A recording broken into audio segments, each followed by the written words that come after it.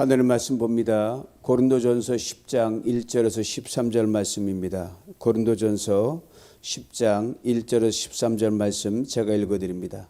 형제들아, 나는 너희가 알지 못하기를 원하지 아니하노니 우리 조상들이 다 구름 아래에 있고 바다 가운데로 지나며 모세에게 속하여 다 구름과 바다에서 세례를 받고 다 같은 신령한 음식을 먹으며 다 같은 신령한 음료를 마셨으니 이는 그들을 따르는 신령한 반석으로부터 마셨음에 그 반석은 곧 그리스도시라.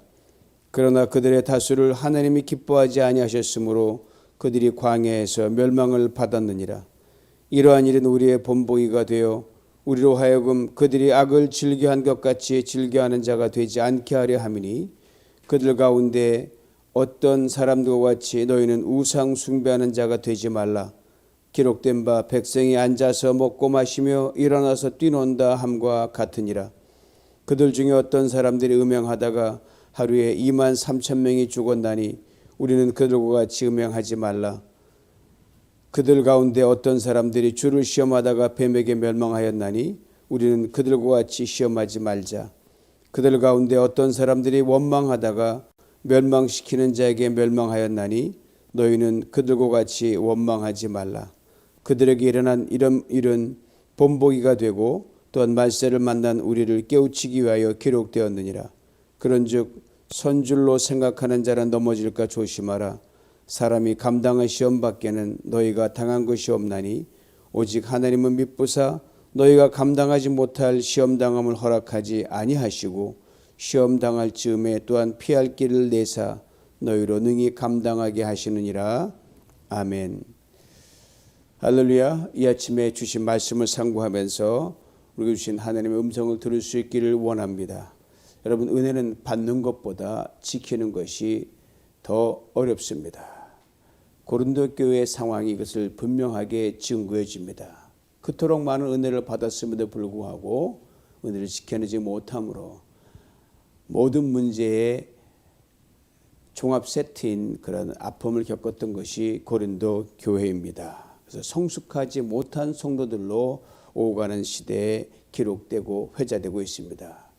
이런 고린도 교회 성도들을 깨우치기 위하여 바울이 역사적 사건을 불러옵니다. 그런데 역사적 사건이 그렇고 그런 사건이 아니라 정말로 우주적인 사건이요, 기상천외한 기이한 사건들이었습니다. 바로 출애굽 사건과 이스라엘 백성이 광야를 지날 때 하나님께 행하신 놀라운 사건의 연속들을 바울이 불러옵니다. 이 엄청난 역사적 사건을 불러오면서 바울이 이에 대해 이렇게 설명합니다. 이러한 일의 본보기가 되었다. 본보기, 직역하면 거울이란 뜻입니다. 그거를 비추어 봐서 우리가 교훈을 삼는 것이죠. 대체로 본보기란 두 가지 속성을 지니고, 하나는 좋은 본보기가 있고 하나는 나쁜 본보기가 있습니다. 좋은 본보기는 나에게 진면교사가 됩니다. 그걸 보고 나도 그렇게 닮아가겠다라고 도전을 받습니다. 나쁜 본보기는 반면교사입니다. 그걸 보고 나 저렇게 하지 말아야지 경계로 삼게 됩니다. 오늘 본문에 바울이 불러온 역사적 사건은 진면교사가 아닌 반면교사로 불러옵니다. 즉, 잘못된 역사를 본보기로 삼아 똑같은 전철을 밟지 말라. 이것을 바울이 우리에게 주문하고 있습니다. 이에 대해 오늘 본문 1절 앞부분과 11절 끝에서 바울은 이렇게 설명합니다. 1절 앞부분을 먼저 봅니다. 형제들아, 너희가 알지 못하기를 원하지 아니하느니. 이미 다 알고 있는 거예요. 바로 다시 한번 강조하는 겁니다. 즉, 고린도교회 성도 여러분, 오래전 조상들의 흑 역사를 너무너무 잘 알고 있지 않습니까? 모른 척하지 마십시오. 이걸 기억할 수 있기를 바랍니다. 이렇게 바울이 말하고 있습니다.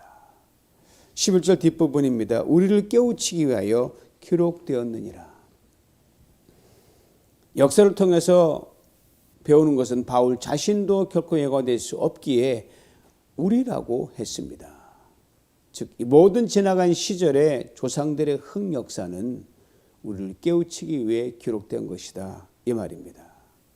고로 성경 말씀의 모든 하나도 버릴 것이 없습니다. 그걸 통해 나를 보고 내 현재를 보고 먼 미래를 내다볼 수 있는 진실로 우리의 귀한 본보기요 거울입니다. 이제 바울이 불러오는 역사적 사건의 현장을 한번 가봅시다. 첫째로 하나님께서 구름 기둥과 불 기둥으로 이스라엘 백성을 인도하신 것과 홍해를 건너게 하신 사건을 불러옵니다. 1절과 2절입니다. 우리 조상들이 다 구름 아래에 있고 바다 가운데를 지나며 모세에게 속하여 다 구름과 바다에서 세례를 받고 구름 아래에 있다고 했습니다. 아시는 이스라엘 백성들이 막막한 광야를 지났습니다. 하나님께서 가이드를 차청하셨어요. 낮에는 구름 기둥, 밤에는 불 기둥이 되어 이스라엘 백성들을 한치 오차도 없이 이끌어 주셨습니다. 이에 대해 출애굽기 13장 21절 22절 이렇게 증거합니다. 여호와께서 그들 앞에서 가시며 낮에는 구름 기둥으로 그들의 길을 인도하시고 밤에는 불 기둥을 그들에게 비추사 낮이나 밤이나 진행하게 하시니 낮에는 구름 기둥 밤에는 불 기둥이 백성 앞에서 떠나지 아니하니라. 구름 기둥만 언급한 것은 홍해를 건널 당시를 바울은 낮으로 보았던 것으로 짐작합니다. 그 다음 말이 아주 극적이고 매우 중요한 의미를 담고 있습니다. 바다 가운데로 지나며 모세에게 속하여 다 구름과 바다에서 세례를 받고 일명 바다 세례, 홍해 세례라고 합니다. 홍해 바다가 쫙 갈라졌지 않습니까? 그리고 좌우에 그 바닷물에 높은 벽이 되어 그 가운데 마른 땅을 이스라엘 백성들이 좌우에 물을 엄청난 높은 물을 보면서 건너갔단 말입니다. 즉 바닷물 속에 잠겨서 건넌 셈입니다. 바울은 이스라엘 민족이 이걸 놓고 한 번에 동시에 받은 바다 세례라고 설명합니다. 엄청난 세례죠. 군대에서 뭐 병사들이 그룹으로 세례를 받는 거 몇천 명, 유도 아니에요. 수백만 명이 받았으니까. 세례란 물에 잠기는 것을 말합니다. 잠기면 옛사람이 죽은 것을 의미합니다. 그리고 물에 잠겨 다시 나오면 새 사람이 된다는 의식을 말합니다. 홍해바다를 건넜다는 것은 그러므로 애굽의 종로로 타던 모든 옛사람 물에 잠기고 죽은 겁니다. 그리고 하나님의 백성으로 다시 태어나는 것을 의미합니다. 홍해를 건넜다는 것은 새 사람이 됐다는 거예요. 애굽의 종로로 타던 옛사람이 깨끗이 청산된 것을 아주 극적으로 보여주는 사건이 있습니다. 이스라엘 백성들이 홍해바다에 딱 섰어요. 앞에는 바다니까 바닷길이 열리지 않으면 건널 수가 없습니다. 바로 이 소식을 듣고 바다를 어떻게 건너랴? 도관에 든 쥐다 라고 생각하고 정예 기마부대를 보내어 추격을 해왔습니다. 바로 그때 홍해가 쫙 갈라지면서 바다를 마른 땅처럼 건넙니다. 애굽의 군대들도 바닷속으로 쫓아옵니다. 한 중간쯤 갔을까? 하나님께서 구름기둥을 앞에 있던 구름기둥을 저 뒤로 보내가지고 이스라엘 백성들 후미로 보내서 애굽의 군대 시야를 아주 깜깜하게 가려버립니다. 그리고 이스라엘 백성 후미를 끊어서 그 이후부터 뒤로부터 벽이 되어 서 있던 물기둥이 갑자기 합쳐지는 겁니다. 한 사람 남김없이 홍해바다의 애굽 그 정예부대가 수장이 됩니다. 애굽이 아주 깨끗이 마무리되는 그 순간입니다. 430년 애굽의 종살이를 다 잊어버리게 하셨습니다. 이걸로 끝이다. 기적도 이런 기적이 없습니다. 오직 하늘에만 의지하고 홍해를 건넌 뒤 모세도 여동생 미리암도 너무너무 깊은 온 백성과 북치고 노래하고 춤추며 그랬다고 성경으로 기록하고 있습니다. 이런 교훈을 입었으면 그대로 이어져야 마땅하지 않습니까? 이게 상식이거든요. 이 엄청난 은혜의 감격이 그대로 지속되었다면 여러분 불과 한 달도 못 돼서 이스라엘 백성들은 적과 꿀이 흐르는 약속의 땅 가나안으로 들어갈 수 있었습니다. 그러나 무려 40년이 걸린 뒤에 들어갔습니다. 은혜를 지키지 못한 대가는 실로 엄청났습니다. 이제 바울이 두 번째 사건을 불러옵니다. 오늘 보면 3절입니다. 다 같은 신령한 음식을 먹으며 신령한 음식이란 홍해를 건넌 뒤 광야를 걸어가면서 하나님이 내려주신 기이한 양식인 만나를 말합니다. 하나님이 직접 내려주신 것이기에 신령한 음식입니다. 먹을 양식을 구할 수도 없는 것이 광야고 혹 있다 할지라도 어디에 있는지 그 막막한 광야에 찾을 길이 없습니다. 그래서 하나님께 양식을 주지 않으면 굶어 죽을 수밖에 없습니다. 이 만나를 무려 40년 동안 하루도 빼놓지 않고 새벽마다 그날 먹을 것을 정확하게 공급해 주셨습니다. 모든 사람이 부족하지 않도록. 이 또한 하나님만이 하실 수 있는 기적입니다. 그래서 놀라운 은혜입니다. 자, 이 만나를 주신 하나님이라면 뭔들 주시지 않겠습니까? 다 주시죠. 그러면 하나님 말씀에 전적으로 순종할 수 있어. 이 하나만 보더라도. 근데 조금 어렵고 힘든 일이 닥칠 때마다 이스라엘 백성들은 하나님께 등을 돌렸습니다. 만나를 주신 은혜 안에 지속적으로 살지 못했습니다. 이런 점에서 하나님께서 왜 매일 만나를 주셨는지 이유가 조금 분명해집니다. 왜 어제 먹었던 만나를 오늘 안 주시면 이스라엘 백성들이 받은 은혜를 지켜낼 수 없을 만큼 하루짜리 인내와 은혜 수준이었기 때문입니다. 다시 말하면 매일 하나님의 사랑과 은혜 없이는 살아갈 수 없는 존재들이었단 말입니다. 이런 점에서 예수님께서 마태복음에서 친히 인용하신 신명기 말씀 우리로 하여금 매우 중요한 것을 깨닫게 해줍니다. 사람의 떡으로만 살 것이 아니라 하나님 여러분은 모든 말씀으로 살 것이라. 이 말씀을 이렇게 적용하면 좋을 것 같습니다. 우리가 매일 세 끼 양식을 먹고 살잖아요. 대체로 한 끼를 먹을 때마다 하나님의 말씀을 한 절을 읽고 식사를 하는 거예요. 그러면 영의 양식도 먹고 육의 양식을 동시에 먹을 수 있게 됩니다. 이게 습관이 되면 놀라운 은혜가 있게 됩니다. 끝으로 바울이 세 번째 사건을 불러옵니다. 오늘 보면 4절입니다. 다 같은 신령한 음료를 마셨으니 이는 그들을 따르는 신령한 반석으로부터 마셨으며. 신령한 음료란 광야의 바위에서 철철철 흘러나와 이스라엘 백성들이 다 마셨던 물을 말합니다. 목말라 죽겠다가 아우성치던 이스라엘 백성들을 위해 모세가 지팡이로 바위를 칩니다. 그러고서 물을 냅니다. 그냥 물이 졸졸 흐른 게 아니라 철철 흘러나왔습니다. 물론 큰 바위는 많은 물을 머금고 있습니다. 그런데 광야의 어느 바위에 그것도 수백만이 먹고 마신 물이 들어있을 만한 바위가 어디 있는지 알 수 있습니까? 모르죠. 그만한 물을 담고 있을 바위 사실 찾을 수도 없고 존재하지도 않을 것입니다. 하나님께서만이 하실 수 있는 기적입니다. 그것이 또한 놀랍고 기이한 은혜입니다. 바로 이 물을 마신 순간부터라도 은혜를 잘 지키고 순종했어도 가난으로 직행했을 것입니다. 그런데 혹시나 했는데 역시나 은혜를 지키지 못하고 다 쏟아버리고 말았습니다. 이스라엘 백성들이 홍해를 건넌 이후 광야를 지나가는 동안 은혜를 지켜내지 못한 것을 바울은 네 가지로 압축해서 고린도 교회 성도들에게 다시 한번 리마인드 시킵니다. 첫째가 우상 숭배입니다.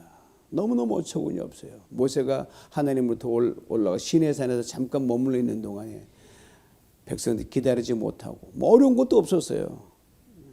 금송아지 만들어 놓고 그냥 만들어 놨으면 만들어 놓고 해서 그것도 잘못되지만 이게 하나님이라고 이런 한심한 소리를 한 게 그 사람들이거든요.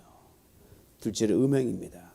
광야 40년 뺑뺑 돌아서 마지막 모압 그 지경에서 이방 신들을 풍속을 쫓아가서 그 고생한 것도 벌어오면 또 한 번 어쩜 실수를 저지른 사건입니다. 하나님을 시험한 것. 우리가 이렇게 하나님 우리를 이래도 살아 저래도 먹이시니 뭐 괜찮지 않겠나 하고 하나님의 인내를 테스트한 거예요. 원망입니다. 첫 번째 가데스반에 도착했을 때 가나안 정탐을 마치고 돌아온 그 정탐꾼들의 보고를 듣고 온 백성들이 밤새 통곡하며 이거 하나님을 죽이려고 작정하시 하필이면 광야에 죽게 만든 원망투성했던 그 말을 말합니다. 하나님 그 소리를 듣고 심히 실망하셨어요. 이제 바울이 역사적 사건을 불러오고 네 가지로 압축한 후에 고린도 교회 성도들에게 이렇게 신신당부를 합니다. 너희는 우상 숭배하는 자가 되지 말라. 우리는 그들과 같이 음행하지 말자. 우리는 그들과 같이 시험하지 말자. 너희는 그들과 같이 원망하지 말자.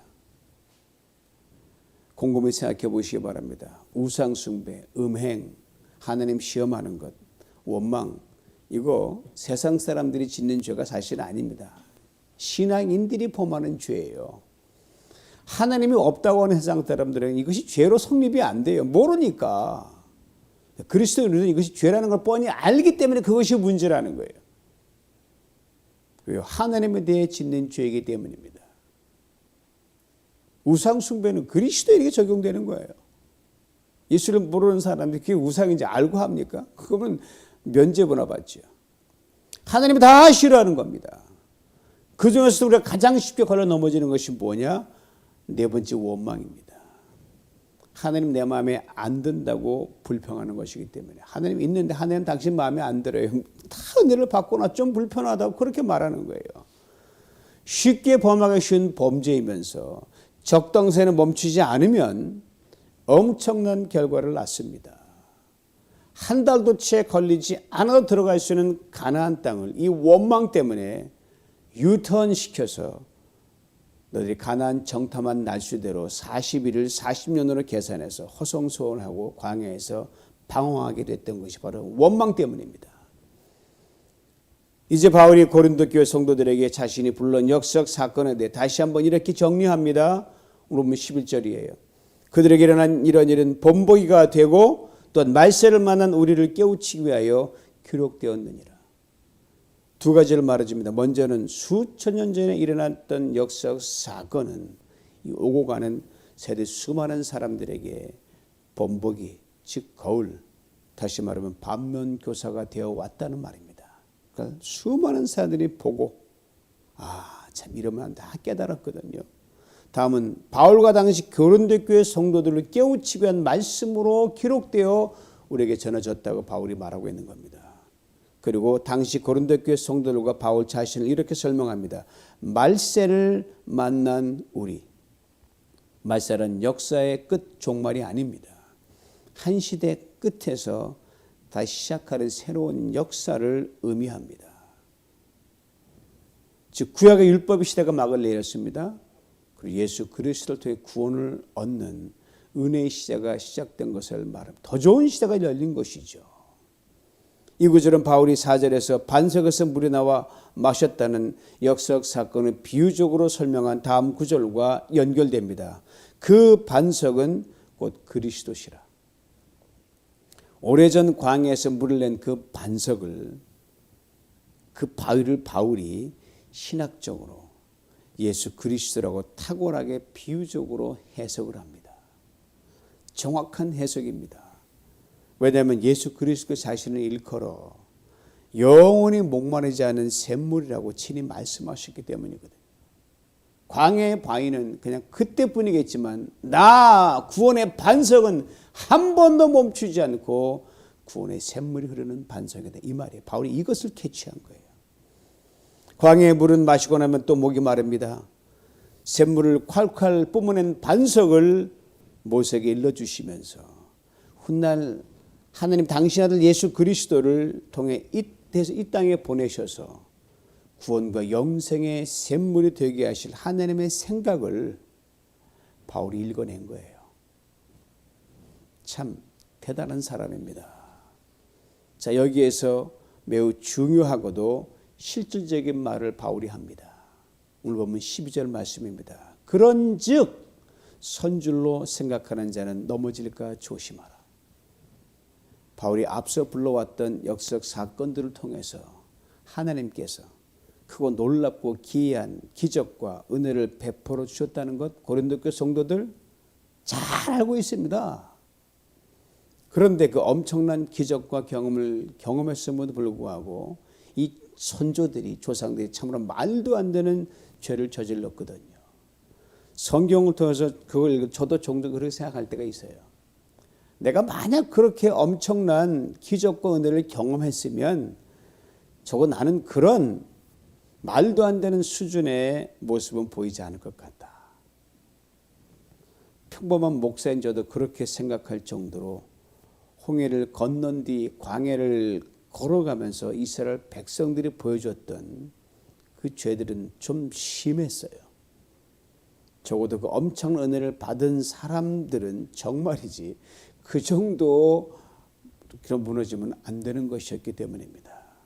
그러니 반석의 원조이신 예수 그리스도를 알고 믿습니다. 그리고 엄청난 성령의 은혜를 받은 고린도교회 성도들이 이 조상들의 황당한 죄악의 흑역사를 볼 때 분명 이렇게 생각했으면 틀림없습니다.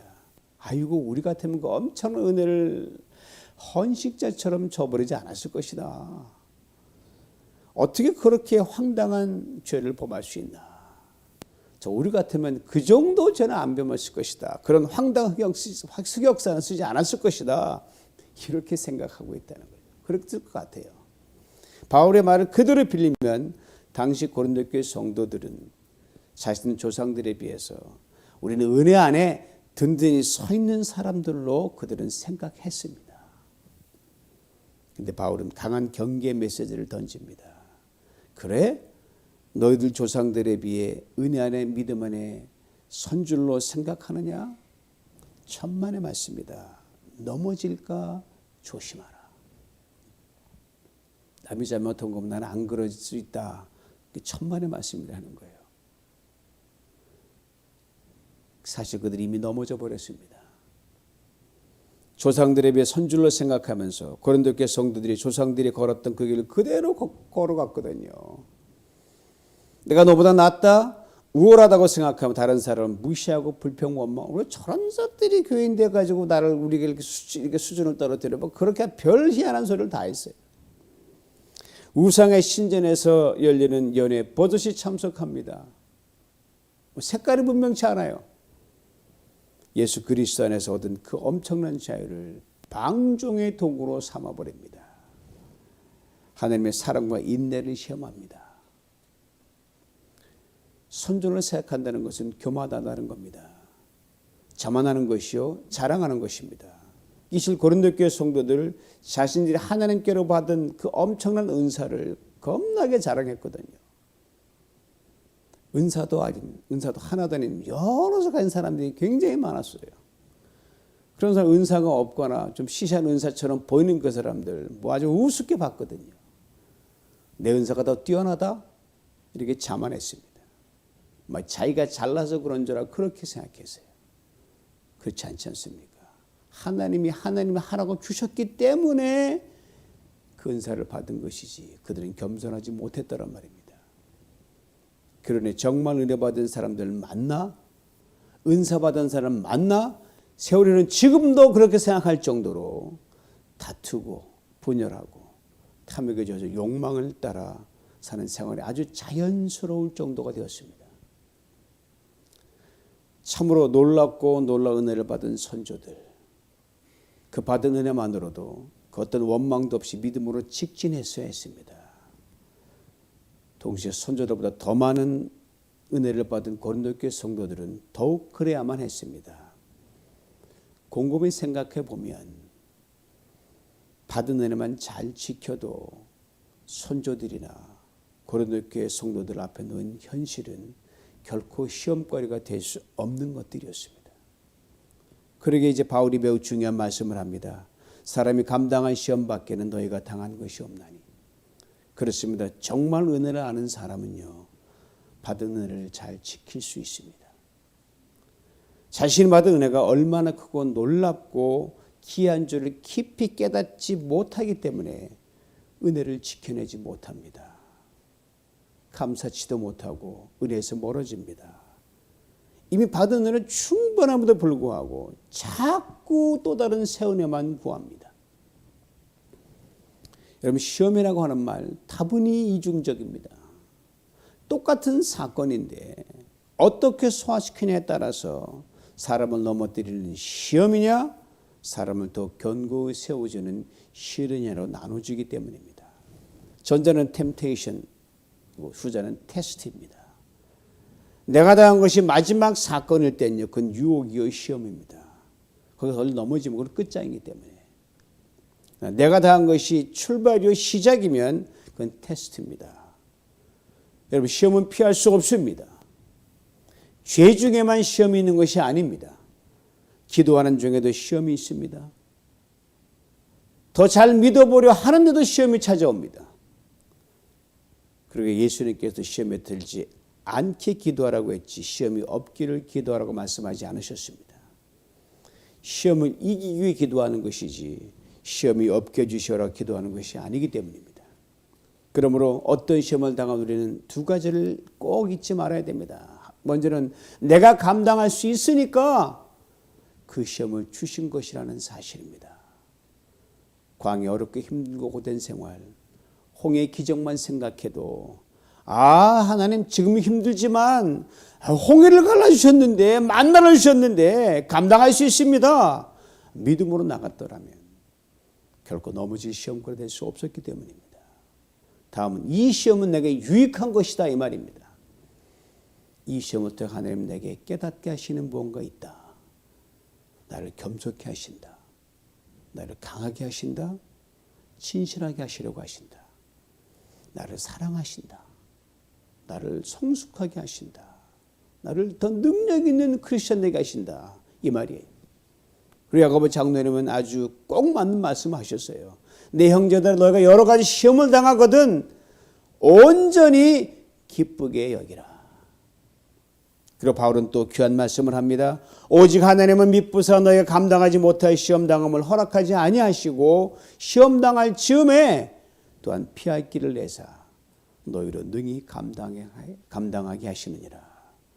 시험을 당할 때 믿음으로 감당하려고 하면 그 시험 넉넉하게 감당할 수 있을 뿐더러 동시에 피할 길을 내신다는 거예요. 아브라함은 믿음이 위대한 것이 바로 여기 있습니다. 외아들 이삭을 번제로 바치라고 그랬어요. 황당하죠.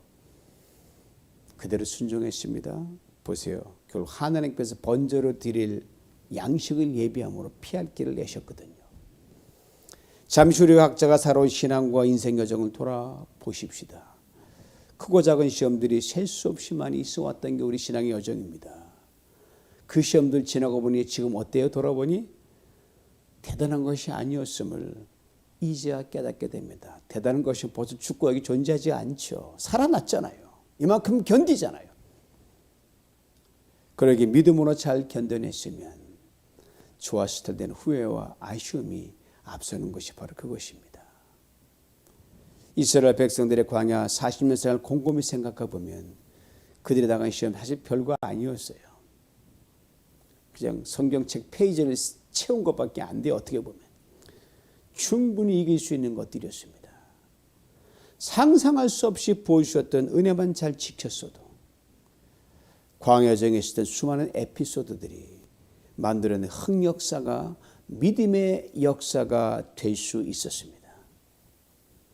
고린도 교회 성도들도 마찬가지였습니다. 우리도 마찬가지입니다. 아들 예수 그리스도를 십자가에 내어주시기까지 우리를 사랑하신 하나님이십니다.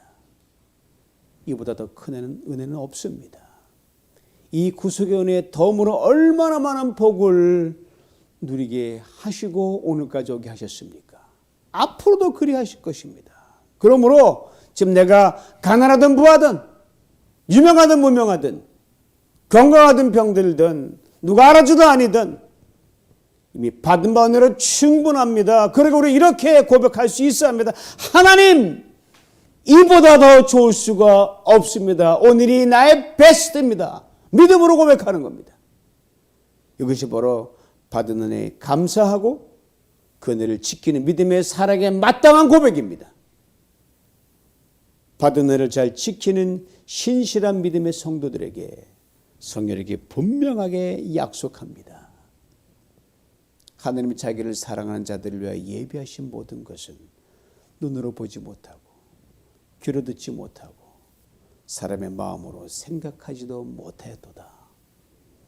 받은 은혜에 만족하고 거기에 감사하고 그 은혜를 지켜나가면 믿음의 길을 지키는 사람에게 하나님은 그냥 가만히 계신 하나님이 아니라 쉼없이 새롭고 놀라운 은혜를 또 부어주신다는 약속입니다.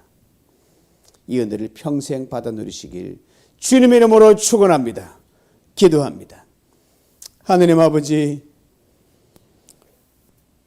이스라엘 광야 40년 역사를 불러오지 않더라도 고린도 교회에 무너진 성도의 역사를 상을 보지 않더라도 우리 개인의 인생의 삶을 돌아봐도 명확관한 사실입니다. 하느님 아버지, 우리가 지나온 세월 동안 은혜를 제대로 지켰더라면 우리의 신앙은 날아갈 기뻤음에 틀림없음을 고백합니다.